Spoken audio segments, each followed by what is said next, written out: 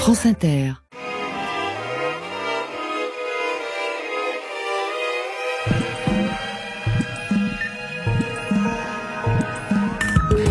Aujourd'hui, dans Affaires sensibles, l'étrange destin de Michel Onfray. Depuis son accession à la notoriété dans les années 90, ce philosophe est une figure intellectuelle incontournable. Graphomane, il a publié plus de 150 livres, dont plusieurs best-sellers, le traité d'athéologie, le crépuscule d'une idole ou Décadence, vendu à des centaines de milliers d'exemplaires. Machine éditoriale, Michel Onfray est aussi un phénomène médiatique. Depuis plus de 20 ans, ce tribun tempétueux multiplie les coups d'éclat et polémiques, monopolisant plateaux télévisés, radio et une de journaux. C'est enfin un intellectuel qui s'est progressivement imposé comme un acteur politique de premier plan. Apôtre à ses débuts d'une gauche libertaire, il crée en 2002 l'Université populaire de Caen en réponse à l'ascension de Jean-Marie Le Pen. Mais cette éternelle révoltée dérive par la suite vers des rivages idéologiques plus troubles, devenus pour ses contempteurs l'un des fossoyeurs de la gauche. Ce à quoi Onfray répond qu'il n'a pas changé, que ce sont plutôt le monde et la gauche qui ont changé. Notre invité aujourd'hui, Philippe Corcuff, philosophe et sociologue, enseignant à Sciences Po Lyon, co-auteur du livre intitulé Les tontons flingueurs de la gauche, lettre ouverte à Hollande, Macron, Mélenchon, Roussel, Ruffin, Onfray, livre édité chez Textol. Affaires sensibles, une émission de France Inter, diffusée en direct. Récit documentaire Jean Brossier, rédaction en chef Franck Cognard, chargé de programme Rebecca de Nantes, réalisation Stéphane Combe. Fabrice Drouel. Affaires sensibles. Sur France Inter.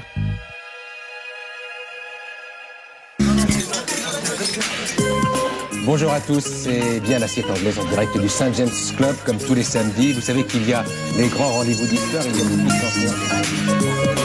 20 mai 1989, dans un bar-bibliothèque à Paris, le journaliste Bernard Rapp anime son émission d'actualité culturelle, l'assiette anglaise, diffusée sur Antenne 2. Ce jour-là, assis à l'écart, sur un fauteuil en cuir, se tient un jeune professeur de philosophie, lunettes carrées, léger sourire ironique, dans une pose étonnamment décontractée pour quelqu'un qui s'apprête à passer son premier baptême. Une première apparition à la télévision nationale, qui plus est en direct. Ce jeune inconnu est venu défendre son deuxième livre, un court essai paru aux éditions Grasset, titré « Le ventre des philosophes, critique de la raison diététique ». Son projet est simple, original, éclairer la pensée de grands esprits comme Diogène, Rousseau ou Kant par leurs préférences culinaires. Tout pour plaire à Bernard Rapp, son émission s'appelle L'Assiette anglaise, qui fait ainsi d'une pierre deux coups, mettre en lumière une nouvelle tête et aborder la philosophie par un angle léger, simple, pour le grand public, une sorte d'élitisme pour tous, bref, de la bonne télé. Je rejoins maintenant notre invité qui lui-même va se faire un peu de pub maintenant dans cette émission avec un livre qui est formidable, dont on n'a pas encore parlé, dont on va sans doute parler, en tout cas on va en parler ici. Il s'appelle Le ventre des philosophes. Regardez, voilà le bouquin, c'est un bouquin de Michel Onfray, critique de la raison diététique. Alors comme ça a pas l'air d'être très intéressant. Michel Onfray, vous avez quel âge? Vous avez 30 ans? 30 ans. Vous êtes prof de philo? Oui. À Caen? À Caen. En Normandie? Oui. Il n'y a donc pas d'accent? Non. Bon, vous êtes prof de philo. C'est d'abord une histoire formidable. Vous avez écrit ce bouquin combien de temps? 4 jours. C'est un bouquin de philo, faut le dire. Hein. Oui. Matin, midi et soir, la nuit également, enfin 4 jours pleins. Ça vous a gratouillé, Ouais. Qu'est-ce qui s'est passé? Oui, j'avais la chance de profiter de vacances puisque j'ai eu un infarctus qui m'a arrêté 4 mois, qui m'a séparé de mes élèves. Il a J'ai pas plus du quoi tout, c'est faire. vrai, ouais. J'ai rencontré une diététicienne déplorable qui m'a donné envie de rédiger ce texte-là. J'ai fait très rapidement.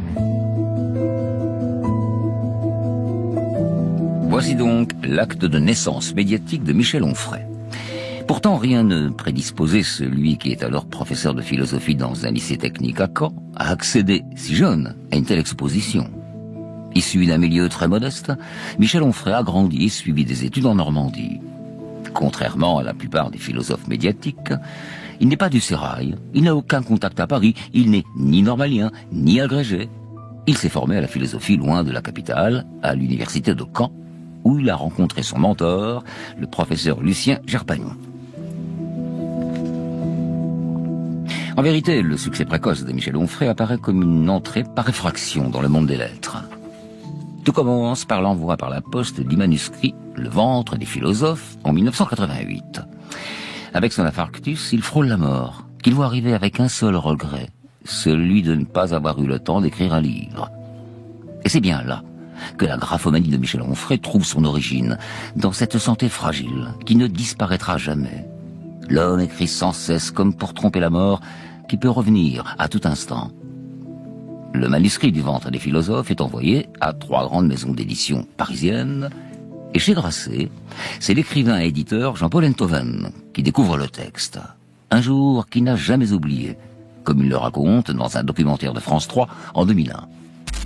Je me souviendrai toute ma vie de ce jour, ça devait être un 17 ou 18 août, je rentrais de vacances, j'avais ma pile de manuscrits, et ce jour-là j'avais dû décider d'être exemplaire. J'ouvre, première page, deuxième page, et je suis bouleversé par l'écriture de cet inconnu. L'homme m'a incroyablement surpris, cet itinéraire bizarre, cet infarctus, cette douleur et cette arrogance nietzschéenne combinée, cette générosité d'homme. Et c'est une de mes plus jolies aventures professionnelles. Ce premier livre de Michel Onfray est un succès critique. Il s'écoule à 6000 exemplaires. Très encourageant pour un coup d'essai. Grasset propose alors au jeune homme de publier tout ce qui suivra. Et Jean-Paul Enthoven lui donne un conseil. Qu'il n'hésite pas à davantage se raconter. Oui, se mettre en scène. Michel Onfray prend dès lors l'habitude d'insérer un chapitre autobiographique au début de chacun de ses essais philosophiques. Ses lecteurs fidèles connaissent donc sur le bout des doigts le grand roman de son enfance, raconté de livre en livre. De tendres années indissociables de son décor, la Normandie, et plus précisément Chambois, un village de 500 habitants où il a grandi auprès d'un père ouvrier agricole et d'une mère femme de ménage. Lorsqu'il évoque son enfance, Michel Onfray, coutumier des oppositions binaires, distingue un versant lumineux et un versant sombre. Côté lumineux, il aime évoquer le paradis perdu des jeunes années passées à proximité de la nature, avec la chair en contact direct avec la matière du monde, écrit-il. Et aussi, auprès d'un père qui lui prodigue des leçons de vie qu'il n'oubliera jamais, comme il l'explique à France 3 en 2019. Cette leçon d'équilibre, cette leçon d'harmonie, c'est une leçon qui m'a été donnée par mon père sans qu'il me les ait données. Exactement de la même manière que par la terre, il me donnait des leçons en me disant voilà ce qu'est la nature. Il me donnait des leçons en me montrant le ciel, en me disant viens voir par ici, ça c'est l'étoile polaire, c'est la première levée, c'est la dernière couchée, c'est un modèle, sous-entendu soit le premier levé, soit le dernier couché, indique toujours le nord, ne te perds pas, dans le genre ne perds pas le nord, indique la direction. Ça ce sont des leçons normandes. Mais il y a aussi un aspect douloureux et sombre à cette enfance qu'Onfray aborde dans son livre « La puissance d'exister », paru en 2006. Il y décrit une mère qui, selon lui, ne le supportait pas, qui le frappait compulsivement avec tout ce qui lui tombait sous la main. Personne ne se remet d'avoir été un jour accusé par sa mère, écrit le philosophe, dont les blessures de jeunesse n'ont jamais vraiment cicatrisé. Il y a surtout ce traumatisme indélébile. Il a été placé par ses propres parents dans un orphelinat de la région à l'âge de 10 ans. À l'insupportable sentiment d'abandon succèdent 4 années d'enfer dans cet établissement catholique qu'il décrit comme une prison à ciel ouvert, dirigée par des prêtres salésiens particulièrement brutaux. On comprend mieux alors pourquoi le jeune Onfray a pu trouver dans la philosophie une échappatoire. Pour ne pas mourir des hommes et de leur négativité, il y eut pour moi les livres, la musique, enfin les arts et surtout la philosophie, résume-t-il.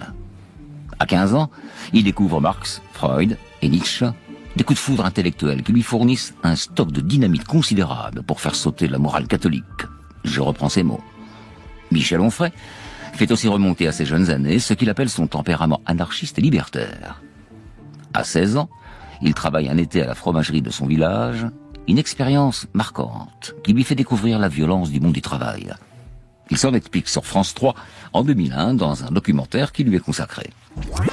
J'y ai vu des choses que je n'acceptais pas. C'est-à-dire que c'est devenu viscéral parce que les petits chefs, l'ordre, l'autorité, la hiérarchie, les jeux de pouvoir, la violence, la brutalité, enfin toutes ces choses-là, je les ai expérimentées immédiatement. Et je découvre à ce moment-là la pensée anarchiste, ni Dieu ni maître, pensée libertaire, une pensée qui n'aime pas l'ordre, qui n'aime pas le pouvoir et l'autorité, qui n'aime pas la hiérarchie, comme beaucoup d'adolescents, je dirais. Peut-être que ce qui me distingue de quelques autres adolescents, c'est que je suis resté. Et au tout début de la carrière de Michel Onfray, le moins qu'on puisse dire, c'est que ce tempérament anarchiste qu'il revendiquera par la suite n'est pas franchement perceptible. Après Le ventre des philosophes, il se spécialise dans des ouvrages du même genre.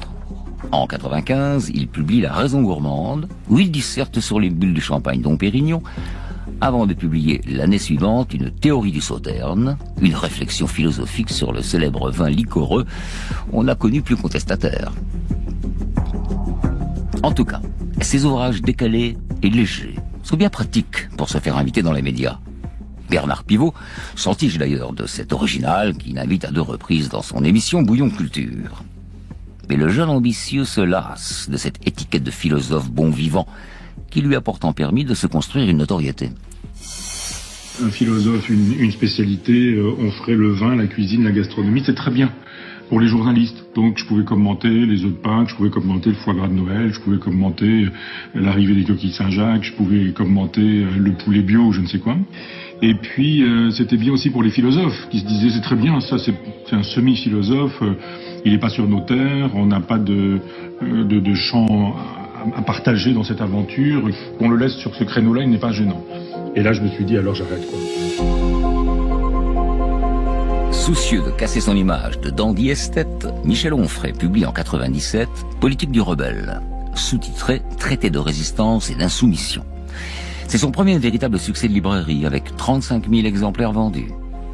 L'altermondialisme est alors en plein essor, les gauches radicales ont le vent en poupe. Le livre est donc très en phase avec leur temps, comme souvent avec Michel Onfray, très doué pour capter les goûts de l'époque et le sens du vent. Cette politisation à gauche se traduit aussi dans le bulletin de vote.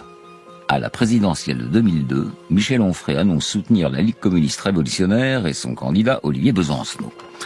Ce dernier d'ailleurs réalise un score honorable de 4,25%.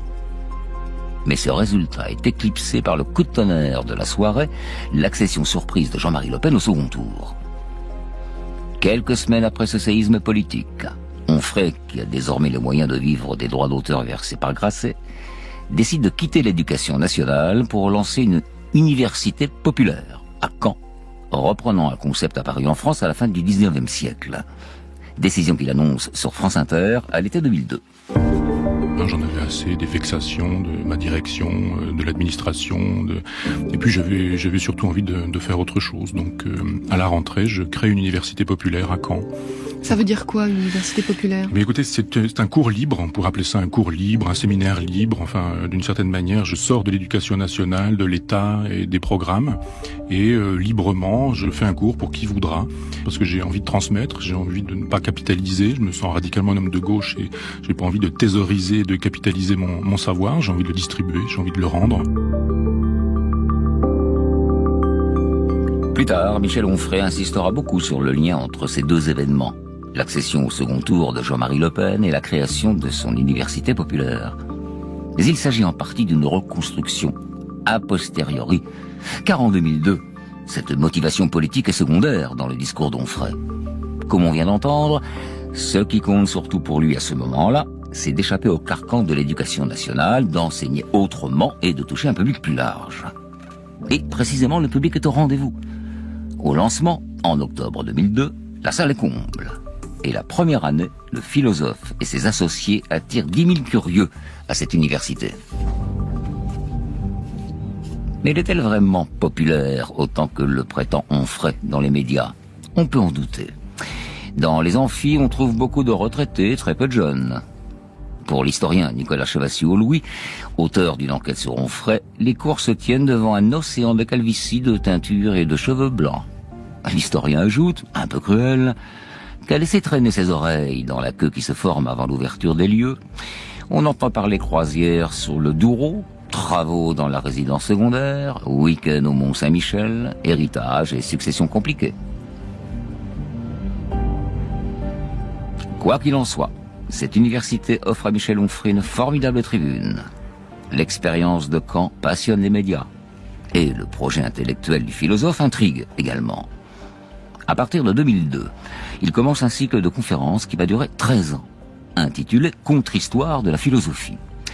L'objectif pharaonique d'Onfray est de mettre en lumière toute une série de penseurs qui ont été selon lui injustement oubliés, voire gommée de l'histoire officielle, de rendre justice au laissé-pour-compte de la doxa philosophique. À partir de 2002, des enregistrements de ces cours sont diffusés chaque été sur France Culture, puis commercialisés sous la forme de CD. Il s'en vendra plus d'1 million. La machine Michel Onfray lancée, elle ne s'arrêtera plus.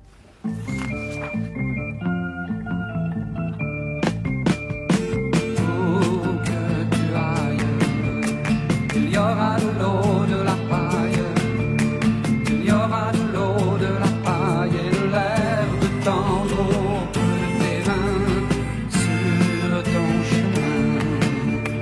Il y aura de l'eau, du soleil, il y aura de l'eau, du soleil, aucun jour pluie ne seront pareils, c'est un long, long chemin. C'est comme une épine au creux de ta main, c'est un long, long chemin. C'est un long, long, long, long, long, long, long, long, long, long, long chemin. Car trouver celui qu'on aime, c'est un long, long problème. C'est un long, long, long, long, long, long, long, long, long, long, long problème. C'est un long,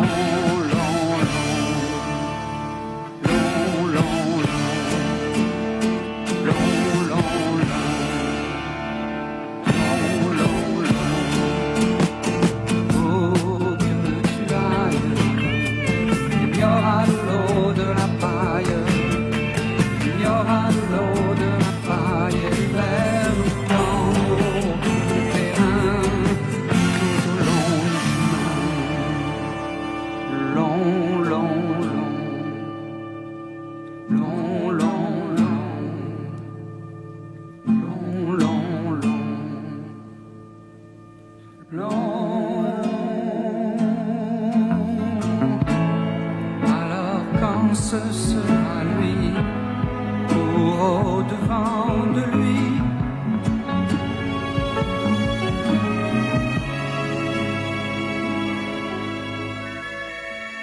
tu seras comme dans ses bras, libre, près de son cœur ouvert.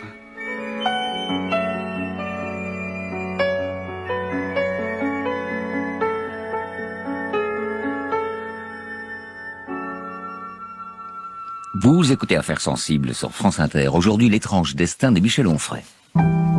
Affaires sensibles, Fabrice Drouel. Janvier 2005, Michel Onfray fait paraître le traité d'athéologie, un brûlot qui accroît encore son statut d'intellectuel incontournable et de polémiste hors pair. Dans cet essai, il mène un implacable réquisitoire contre les trois monothéismes, islam, judaïsme et christianisme. Si Onfray se défend d'avoir écrit un pamphlet, sa charge est pourtant lourde et sans nuance. Selon lui, les religions du livre sont toutes animées par une même pulsion de mort et partagent une série de méprises identiques. Haine de la raison, haine de la liberté, haine des corps, des désirs, des pulsions. Pour le philosophe Michael Fossel, qui publie une critique acerbe du livre dans la revue Esprit, d'un point de vue commercial, ce livre constitue un véritable petit chef-d'œuvre. On y trouve tous les traits de ce qui est susceptible de marcher. Un projet démesuré, une thèse sans appel et une quantité indescriptible de formules péremptoires mais consensuelles. Le tout en relativement peu de pages et dans un style accessible pour s'ajuster aux médias. Et de fait, la recette fonctionne. Le traité d'athéologie est le plus gros succès d'Onfray à ce jour, avec près de 400 000 exemplaires vendus. En promotion sur les plateaux télé, on découvre alors un nouveau visage au philosophe, qui se métamorphose en polémiste dur, étranger au doute, assénant ses convictions, comme on l'entend dans cet échange avec le socialiste Michel Rocard, en 2005 sur France 3. Je pense que structurellement, il suffit de lire le Coran, structurellement, le Coran est antisémite, il est antiféministe, il fait l'éloge du massacre en permanence, tous les infidèles, tous les polythéistes peuvent y passer. Quand il s'agit du monothéisme, c'était très exactement la même chose avec les juifs et avec les catholiques. C'est en permanence que le Coran nous dit des choses comme celle-là. Alors je veux bien que dans un livre comme celui-ci, on puisse dire il y a un islam modéré et un islam des Lumières, mais il est où ? Il est où? Je crois que c'est une fiction. Il faut se méfier là-dessus. Mais Je ne suis pas sûr que l'Église catholique ait aboli tous les textes de l'Inquisition. Je veux dire, dans quelle Europe on est? Non, mais je parle de la pratique. Des pavetons aux environs de tous ceux qui ont été abominables, on l'a tous été. Tous. C'est des paroles de haine que j'entends là, et je n'en peux plus. Vous êtes des prêcheurs de guerre et de non-réconciliation. Ah, c'est un comble. Et je prêche le contraire. La controverse est vive autour du traité de la théologie, mais elle paraît pâle en comparaison de la tempête que va faire souffler un autre livre du philosophe, paru celui-là en 2010, Le crépuscule d'une idole, l'affabulation freudienne. Dans ce pavé de 600 pages, consacré à l'inventeur de la psychanalyse, Michel Onfray renoue avec sa veine pamphlétaire avec un objectif clair, déboulonner la statue de Sigmund Freud. Affaire sensible par excellence. Et il ne lésine pas dans l'attaque. Le célèbre psychanalyste était selon lui, je cite, un chaman viennois dont l'œuvre légitime la phallocratie misogyne et l'homophobie et qui fut, pour couronner le tout, un compagnon de roue du fascisme. La réponse des spécialistes de la psychanalyse ne se fait pas attendre. L'historienne Elisabeth Rodinesco, notamment, frappe fort. Elle publie dans le journal Le Monde une critique assassine de l'ouvrage, parlant d'un livre truffé d'erreurs, traversé de rumeurs, sans source bibliographique, une simple projection des fantasmes de l'auteur sur le personnage de Freud.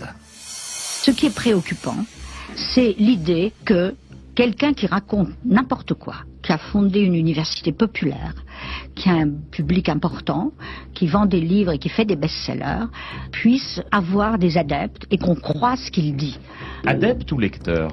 Les deux, mais c'est le symptôme qu'il y a une crise des savoirs. C'est-à-dire, on n'a pas confiance. On a de moins en moins confiance à la transmission des savoirs universitaires.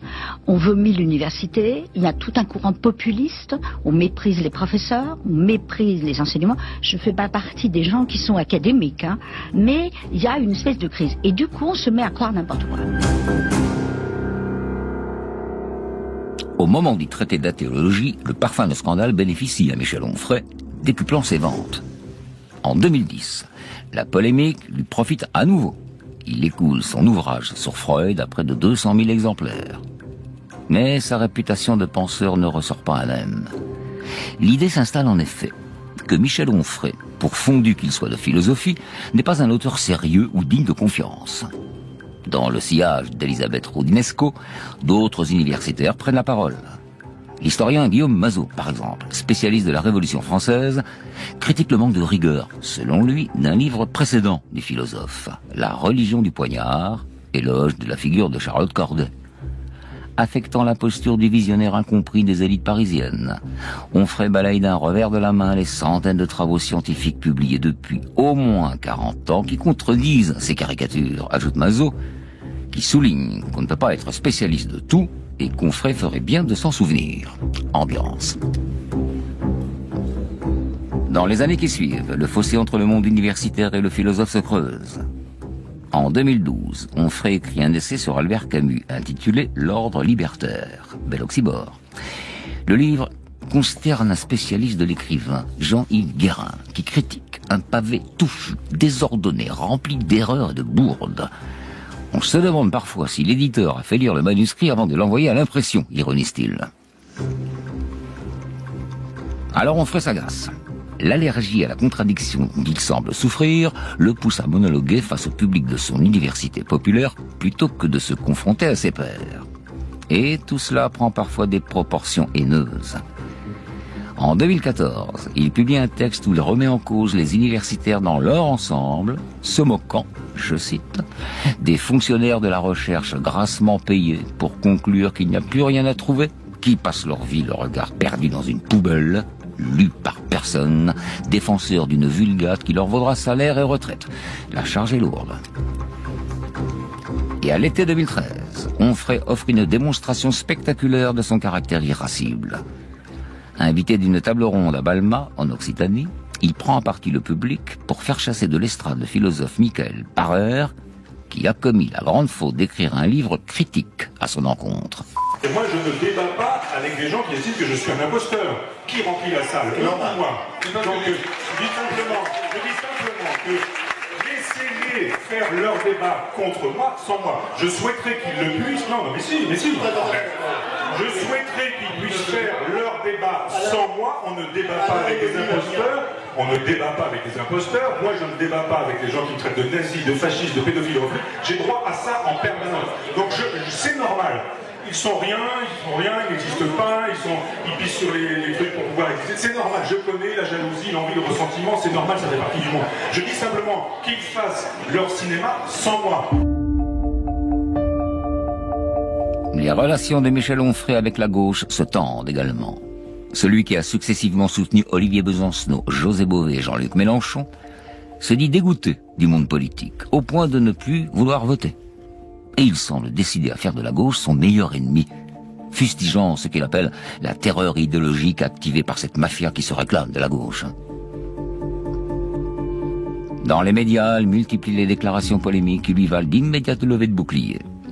Sur le plateau d'On n'est pas couché, en janvier 2015, quelques jours après l'attentat de Charlie Hebdo, il fait scandale en déclarant sentencieux: la question qu'on devrait pouvoir poser sans être assimilé à Marine Le Pen, c'est: est-ce qu'il y a une différence de nature entre un musulman pacifique et un terroriste, ou une différence de degré?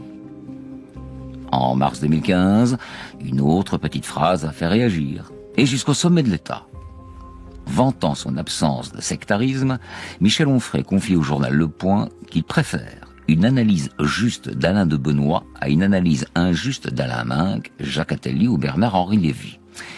Rappelons à toutes fins utiles qu'Alain de Benoît était un leader du Club de l'Horloge, nettement marqué à droite, et plus si affinité.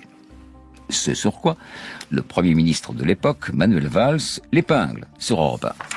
Quand un philosophe connu, apprécié par beaucoup de Français, il suffit de voir les gens qui se rendaient à son université populaire de Caen, Michel Onfray, explique que Alain de Benoît, qui était le philosophe, si on peut dire l'intellectuel, de la nouvelle droite, les années 70 et 80, qui d'une certaine manière a façonné la matrice idéologique du Front National. Avec le Club de l'Horloge. Considère, avec le Club de l'Horloge, tout ça compte dans l'histoire de notre pays. Quand ce philosophe, Michel Onfray, explique qu'au fond, il vaut mieux Alain de Benoît que Bernard-Henri Lévy.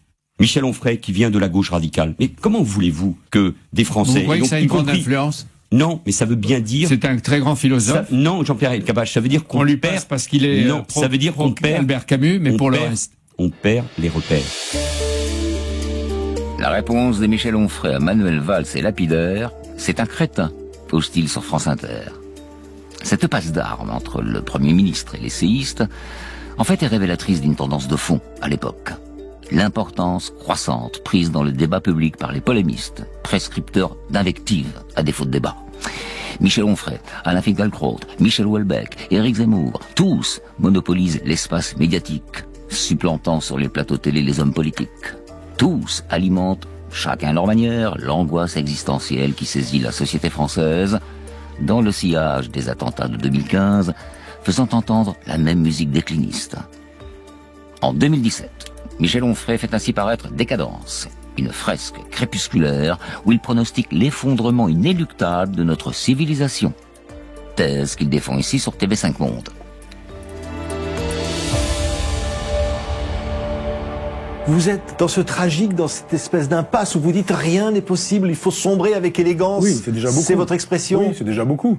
C'est-à-dire qu'on a un train qui est à vive allure, il n'y a plus de chauffeur et on sait très bien qu'au bout de la ligne, on va se précipiter dans un gouffre. Bon, c'est une métaphore. Est-ce qu'on ralentit de 10 km/h ou de 5 km/h? Non, je pense qu'il faudrait ralentir de 13 km/h. On est dans des débats, des petites guerres picrocolines entre les partis. On voit bien avec les primaires d'ailleurs aujourd'hui, alors que le problème il est plus là. C'est fini, c'est fichu, c'est foutu. Ça ne sert à rien cette élection présidentielle. Non, à rien du tout. On ne peut que s'étonner du chemin parcouru par Michel Onfray, de l'hédonisme léger de ses débuts au sombre prêche d'aujourd'hui. Si l'on suit la méthode défendue par le philosophe lui-même dans ses livres, consistant à expliquer l'œuvre des grands auteurs par leur biographie, on peut être tenté de voir dans l'assombrissement de son discours le résultat d'une série de drames personnels. En août 2013, Michel Onfray, en effet, perd sa compagne de 36 ans, Marie-Claude Ruel, d'un cancer. Une épreuve qui le terrasse. Elle était mon indéfectible point de repère, déclare-t-il, estimant qu'une partie de lui est morte avec elle.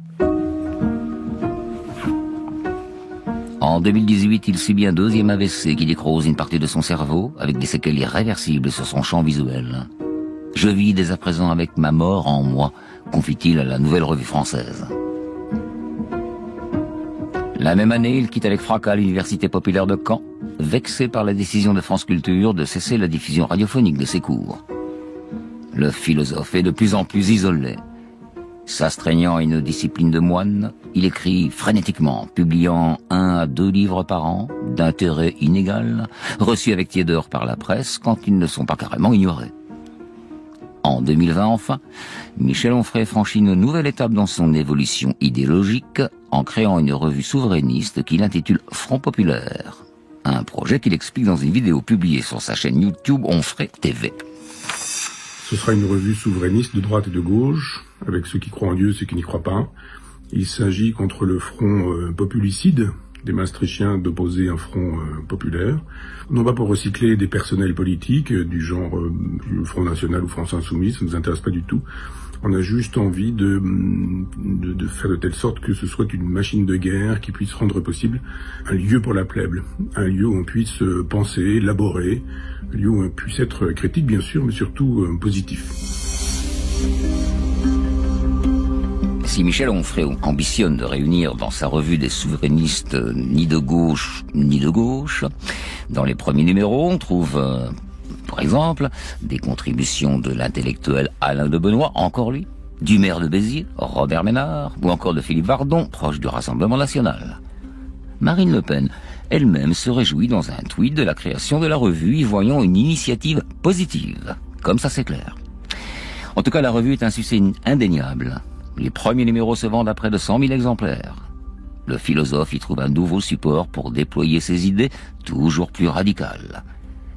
Dans une vidéo publiée sur la chaîne YouTube de la revue, on l'entend notamment épouser la théorie complotiste du grand remplacement, fil rouge de la candidature d'Éric Zemmour à la présidentielle. Et c'était en 2021.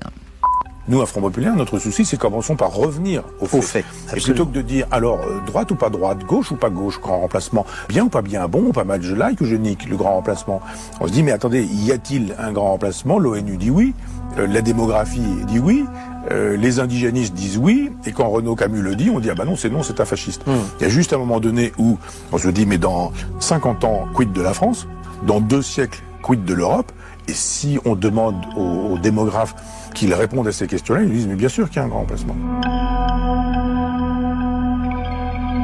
La bascule idéologique d'Onfray suscite depuis quelques années d'incessantes spéculations. Bernard-Henri Lévy, brouillé avec lui depuis 30 ans, le compare à Jacques Doriot, ce dirigeant communiste devenu partisan de la collaboration. L'écrivain Aurélien Bélanger en fait lui un personnage principal de son roman, paru en cette rentrée, Les derniers jours du Parti socialiste, où il l'imagine candidat à la présidentielle et acteur, je cite, de la dérive fasciste du pays. Onfray, de son côté, continue à affirmer envers et contre tout qu'il est toujours de gauche. Alors citons ces lignes du dernier volume de son journal hédoniste. « Je n'ai pas changé. La gauche, elle, en revanche, a changé. Comme change le jeune homme fringant devenu un jour vieillard sénile. » Et un peu plus loin, il écrit « J'étais, je suis et je demeure debout sur le bateau qui coule. Chacun jugera. » Affaires sensibles sur France Inter. Aujourd'hui, le cas Michel Onfray, dont nous parlons avec notre invité Philippe Corcus. Bonjour. Bonjour. Vous êtes philosophe et sociologue, enseignant à Sciences Po Lyon, co-auteur avec Philippe Marlière du livre intitulé « Les tontons flingueurs de la gauche, lettres ouvertes à Hollande, Macron, Mélenchon, Roussel, Ruffin, Onfray », livre paru cette année aux éditions Textuelles. Vous êtes en direct des studios de France Bleu Gare-Lozère à Nîmes. Donc vous avez écrit sur Onfray dans ce livre que je viens de citer, mais également dans La grande confusion, comment l'extrême droite gagne la bataille des idées, ce livre paru en 2021. Vous le connaissez personnellement, je crois. Est-ce que vous pouvez nous raconter les circonstances de votre rencontre ? Oui, il se trouve que j'ai été un des initiateurs de l'Université populaire de Lyon, qui est située, disons, dans le sillage de celle d'Onfray à Caen en 2002. Nous avons créé notre Université populaire à Lyon en 2005, en janvier 2005. Et puis en octobre de 2005, il m'a invité en tant que co-animateur de cette nouvelle université populaire pour l'inauguration de l'université populaire de Caen. Donc c'est là que je l'ai rencontré directement pour la première fois. Puis je l'ai revu parce qu'on avait organisé l'Université populaire de Lyon un rendez-vous annuel, le printemps des universités populaires, autour de l'initiative de Michel Onfray au départ. Et je l'ai revu en 2006, et puis j'ai eu une correspondance, je l'ai vu de temps en temps, et donc c'est noué une relation amicale, disons, à partir de cette implication commune dans le réseau des universités populaires. Et aujourd'hui encore, quels sont vos liens ? Non, j'ai longtemps hésité à écrire parce que j'étais sollicité beaucoup par les médias à partir du début des années 2010, où dans ces interventions médiatiques, il y avait des dérèglements politiques. Et moi, je suis resté, disons, quelqu'un qui participe à une gauche libertaire, associée à la pensée critique, à la fois à la sociologie et à la philosophie politique. Et en même temps, j'ai gardé toujours une certaine tendresse pour le personnage, pour un certain rapport à ses origines populaires. Et à un moment donné, j'étais invité à Caen à l'université. Je devais aller loger chez lui et on devait discuter de tout ça. Et il a annulé au dernier moment, 2 jours avant. Et depuis, j'ai plus de nouvelles, donc j'ai pas pu avoir cet échange, cette discussion qui m'aurait permis de clarifier un certain nombre de choses. Et puis voilà, et les choses se sont arrêtées là pour nos contacts directs. Éclaircir notamment ce qu'il a amené de la gauche radicale à certaines proximités avec la droite et voire plus. Comment vous décodez cela, vous ? Moi, je pense qu'il y a au moins 2 processus, c'est-à-dire on sous-estime en sociologie les drames intimes. Or, je pense que le décès de sa compagne Marie-Claude Ruel en août 2013, qui était son aîné de 8 ans, qui a eu pendant longtemps un cancer avec des rémissions, etc. Ça a joué un rôle central à mon avis parce que je pense que c'était un des appuis principaux de sa boussole politique de gauche. Avec la mort de Marie-Claude Ruel, sa boussole politique s'est considérablement déréglée peu à peu. Alors, ça s'est associé à ce que j'appelle le vieillissement social, c'est-à-dire que dans le confort intellectuel et politique, avec une forte reconnaissance médiatique, avec un certain succès matériel, des habitudes se créent et il y a un conservatisme qui peu à peu peut prendre les personnes. C'est une tendance sociologique assez courante et les deux associés peuvent rendre compte de cette évolution étonnante de la gauche libertaire, de l'aile même libertaire de la gauche radicale. Aujourd'hui, on peut dire que c'est une figure de l'extrême droite intellectuelle. On pourrait dire que ses positionnements, si on voit son émission sur CNews hebdomadaire face à Michel Onfray, qu'il a depuis mars 2024, on pourrait dire qu'il se positionne entre Marine Le Pen, il est un peu plus à droite, et Éric Zemmour, il est un peu moins à droite. Et donc, évidemment, c'est un parcours étonnant.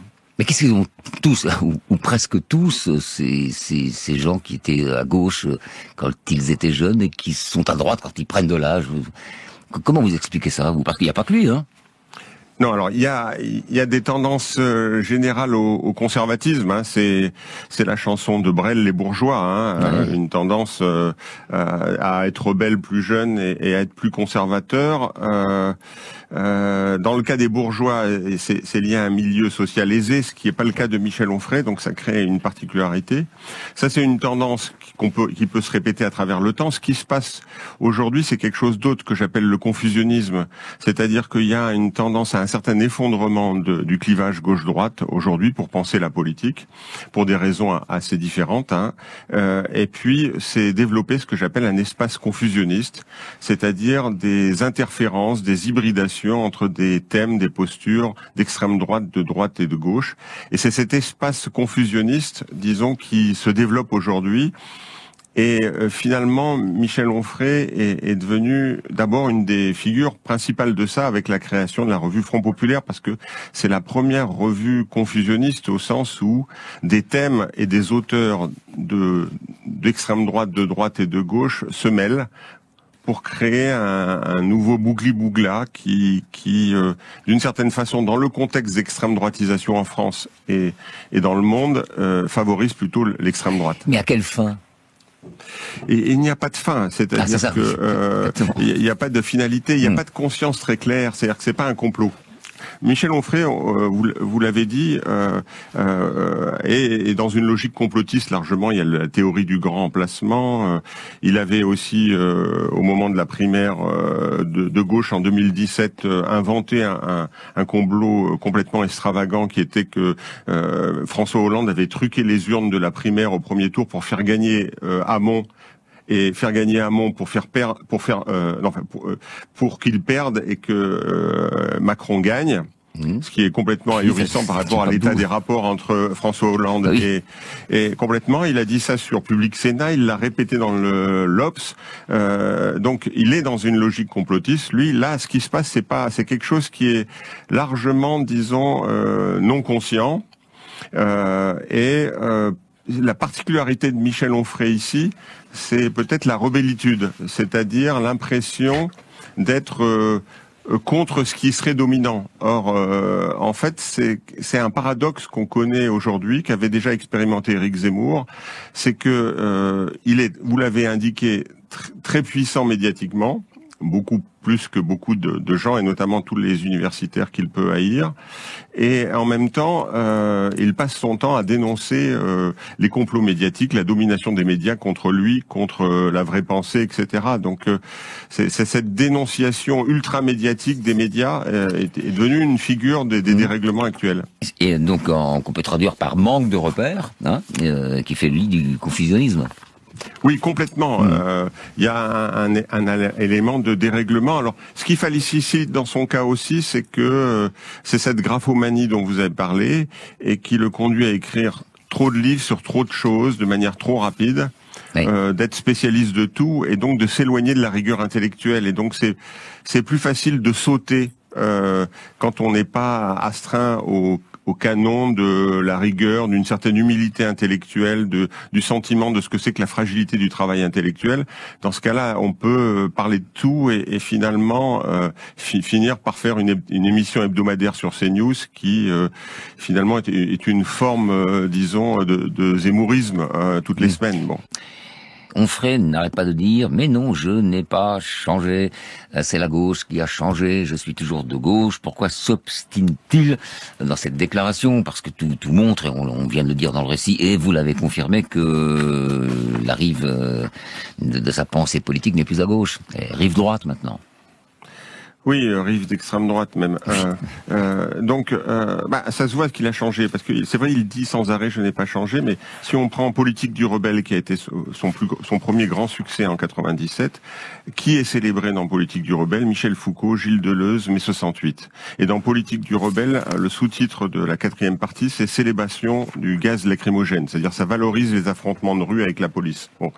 Et dans Théorie de la dictature en 2019, quelle est la source du mal qui est un facteur de décadence, de décivilisation ? C'est Gilles Deleuze, c'est Michel Foucault, c'est mai 68. Et peu après, en 2020, sur le site la rue Front Populaire, il publie un texte éloge de la police. Donc, on peut changer, tout à fait. On peut se tromper et considérer par des arguments il faut prendre une autre voie. Mais l'étonnant et là où il y a un blocage proprement intellectuel, un problème de déontologie intellectuelle, c'est que il dit l'inverse de ce qu'il disait sur toute une série de sujets, et il continue à dire qu'il dit la même chose. Ouais. Et donc il y a une forme de narcissisme qui empêche l'humilité intellectuelle et le travail intellectuel, parce que le travail intellectuel, comme le disait Théodore Adorno, un des grands penseurs de la théorie critique, c'est penser aussi contre soi-même, donc voir aussi les failles dans son propre raisonnement, la façon dont on évolue, etc. Et le narcissisme, disons, de Michel Onfray semble empêcher le travail de la philosophie comme questionnement, et il est dans un registre de certitude, mais de certitudes successives et contradictoires, qui le présente comme étant une forme d'identité. Je voudrais insister un peu sur ces relations avec les universitaires. Vous en avez parlé, vous avez évoqué ça tout à l'heure. Qu'est-ce qui s'est passé ? Que se passe-t-il avec le monde universitaire ? Alors, il y a une dialectique délétère. Il a été méprisé par le nombre d'universitaires dès le départ parce qu'il a une thèse de philosophie, mais il a jamais trouvé de poste à l'université et il n'est pas considéré comme étant du sérail. Et il est issu d'un milieu populaire. Donc, il y avait une dimension de mépris de classe, il faut le noter. D'ailleurs, je l'ai souvent défendu dans des occasions universitaires à cause de ça dès le départ. Bon. Et en même temps, lui-même n'étant pas reconnu à l'université, a développé une haine des universitaires. Et donc, c'est créé une sorte de nœud impossible, comme si il était plus possible de, à la fois penser la rigueur du travail intellectuel tel qu'il peut se pratiquer, notamment à l'université, mais ça peut être en dehors, et puis l'activité qu'il a lancée en 2002 d'université populaire. Moi, je suis toujours universitaire, et là où j'habite Nîmes, co-anime un atelier de philosophie dans un bistrot, le Café Olive, et je continue ce travail de discussion avec tout un chacun de questions philosophiques ou sociologiques, et en même temps, je continue mon travail universitaire. Donc les choses ne sont pas opposées, et dans le cas d'Onfray, les choses se sont engrangées de telle façon que ça a créé une sorte de nœud irréversible, de part et d'autre d'ailleurs. Alors, comment expliquer qu'après tout ce qu'on a dit, le livre de Onfray est connu, je ne sais pas si c'est encore le cas aujourd'hui, mais connu un tel succès de librairie, dans les médias. Alors dans les médias, on comprend plus facilement parce que c'est un homme de médias qui aime bien faire le buzz, et les médias aiment le buzz, mais de la part des lecteurs et des lectrices. Il y a le succès des livres, il y a le succès de l'université populaire de Caen, c'est-à-dire qu'il y a eu une attente d'un rapport au savoir, d'un rapport au travail intellectuel plus large. Il ne faut pas exagérer le caractère populaire, ça a été dit. Oui. Le public des universités populaires est rarement un public d'ouvriers, d'employés. Il peut y en avoir, mais c'est peu souvent. C'est pas non plus un public de classe supérieure, c'est un public de couche moyenne, qui a été scolarisé, qui a été à l'université, qui a besoin de garder un contact avec le travail intellectuel et contrairement à une certaine spécialisation universitaire, une certaine hermétisme universitaire, il offrait la possibilité de passerelle. Donc ça, on peut, c'est un élément du succès. Évidemment, le buzz, c'est un autre élément du succès, la provocation, sur Freud, sur la théologie, etc. Ok. Écoutez, Philippe Corcuff, désolé de vous bousculer un peu, on arrive tout à fait à la fin de l'émission. Merci en tout cas, merci pour tous les éclairages que vous avez apportés. Au revoir. Au revoir. C'était Affaires sensibles aujourd'hui, le cas Michel Onfray, une émission que vous pouvez réécouter en podcast bien sûr. À la technique aujourd'hui, il y avait Thomas Allard.